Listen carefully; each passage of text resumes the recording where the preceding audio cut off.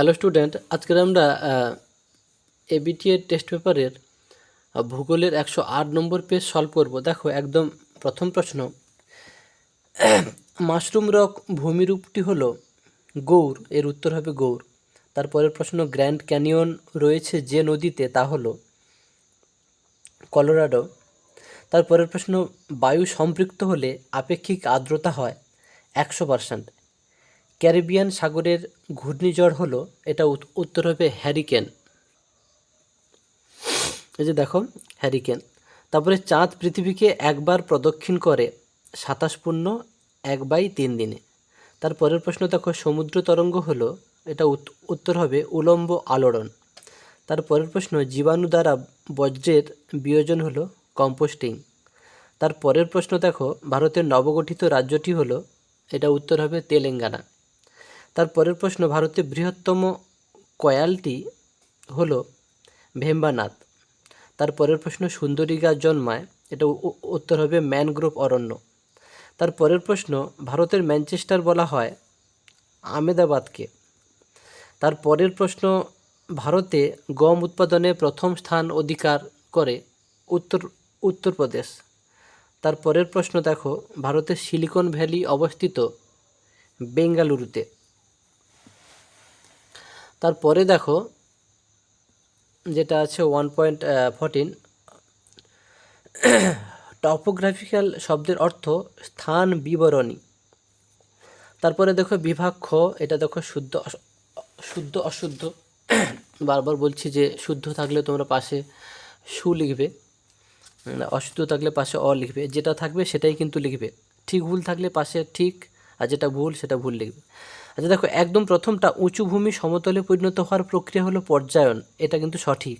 তারপরের প্রশ্ন, ITCZ পুরোপুরি নিরক্ষরেখা বরাবর একটানা অবস্থান করে, এটা ভুল। তারপরের প্রশ্ন দেখো, সূর্য, চাঁদ ও পৃথিবীর সরলরৈখিক অবস্থানকে সিজিগি বলে। তারপরের প্রশ্ন, ইন্দিরা পয়েন্ট রয়েছে তামিলনাড়ু রাজ্যে, এটা ভুল। তারপরের প্রশ্ন দেখো, চিত্তরঞ্জন লোকোমোটিভ ওয়ার্কস বারাণসীতে অবস্থিত, এটা ভুল। তারপরে দেখো, ট্র্যাপ শব্দের অর্থ সোপান, এটা সঠিক। তারপর দেখো, সার্ভে অফ ইন্ডিয়ার সদর দপ্তর রয়েছে দেরাদুনে, এটাও সঠিক। তারপরে দেখো, উপযুক্ত শব্দ বসিয়ে শূন্যস্থান পূরণ করো। এটা দেখো, একদম প্রথম যে প্রশ্নটা আছে, পৃথিবীর বৃহত্তম মরুভূমিটি ড্যাশ মহাদেশে, এটা আফ্রিকা মহাদেশে হবে। সমুদ্রপৃষ্ঠে বায়ুর গড় চাপ হলো 1013.25 মিলিবার। তারপরে দুটি জোয়ারের ব্যবধান 12 ঘন্টা 26 মিনিট। তারপরের প্রশ্ন, প্রত্যেক বছর ড্যাশ জুন মানে 5ই জুন তারিখে বিশ্ব পরিবেশ দিবস পালিত হয়। তারপরের প্রশ্ন, সাধারণত ড্যাশকে ভিত্তি করে 1955 সালের 1 নভেম্বর ভারতে রাজ্য পুনর্গঠন হয়, ভাষাকে ভিত্তি করে।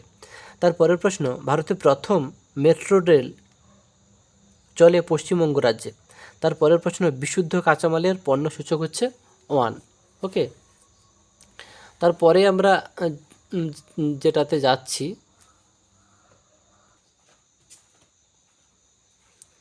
তারপরের প্রশ্ন যেটা দেখো, আমরা 2.3 সলভ করব।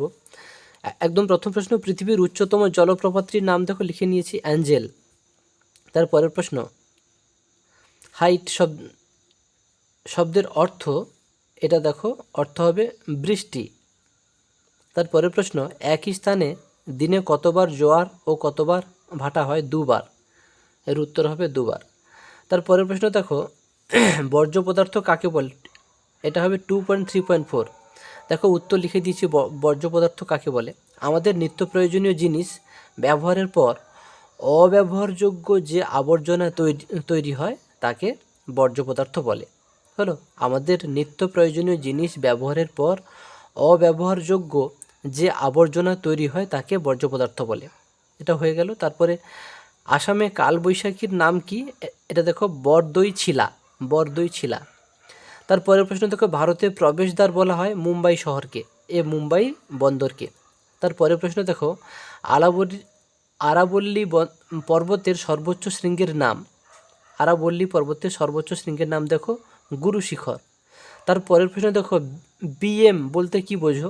এটা দেখো লিখে দিয়েছি, জরিপকারীদের জরিপ করা অঞ্চলে সাধারণত কোনো তীর চিহ্নযুক্ত স্তম্ভের উপর নির্দেশিত উচ্চতা চিহ্ন। আবার বলছি, বিএম বলতে কি বোঝো না, জরিপকারীদের জরিপ করা অঞ্চলে সাধারণত কোনো তীর চিহ্নযুক্ত স্তম্ভের উপর নির্দেশিত উচ্চতা চিহ্ন হলো বিএম। ওকে, তারপরে আমরা বাম দিক ডান দিক মেলাবো। দেখো, ইসরো সোজা লিখবে ভারতের রকেট উৎক্ষেপণ সংস্থা, তাহলে ইসরোর সোজা এখানে লিখব রকেট উৎক্ষেপণ সংস্থা। কান্ডালা সোজা লিখব ভারতের শুল্কমুক্ত বন্দর, এইটা সোজা লিখব শৈলতক্ষেপ বৃষ্টিপাতের সোজা লিখব বৃষ্টির ছায়া অঞ্চল। ড্রামলিনে সোজা লিখব এইটা হিমবাহের সঞ্চয় কার্যের সৃষ্ট ভূমিরূপ। মানে তোমরা চেষ্টা করবে বাম দিকেরগুলো তুলে নেবে, বাম দিকের সোজা যেটার মিল আছে সেইটাকে, যেটা সোজা সেটাতে লিখবে। ইসরোর সোজা কোনটা মিল আছে, কোনটা হবে এইটা, তাহলে ইসরোর সোজা এইটাকে এখানে লিখব। কান্ডালা এইটা হবে, তাহলে কান্ডালা সোজা এই ঘরে এইটাকে লিখব। ওকে, শৈলতক্ষেপ বৃষ্টিপাত এইটা সোজা লিখব এইটাকে, আর ড্রামলিনে সোজা লিখব এইটাকে, ড্রামলিনে সোজা লিখব। ওকে, এই পর্যন্ত। তো তোমরা আশা করি আমরা খুব তাড়াতাড়ি প্রত্যেকটা বিষয়ের এমসিকিউ, এসএকিউ এবং সঙ্গে 2 নম্বরের প্রশ্নগুলো ও সমাধান খুব তাড়াতাড়ি আনছি। তো তোমরা চেষ্টা করবে চ্যানেলটাকে সাবস্ক্রাইব করে রাখার, আর অঙ্কের সলভগুলো আমরা চেষ্টা করব আগামীকাল থেকে দেওয়ার। ওকে।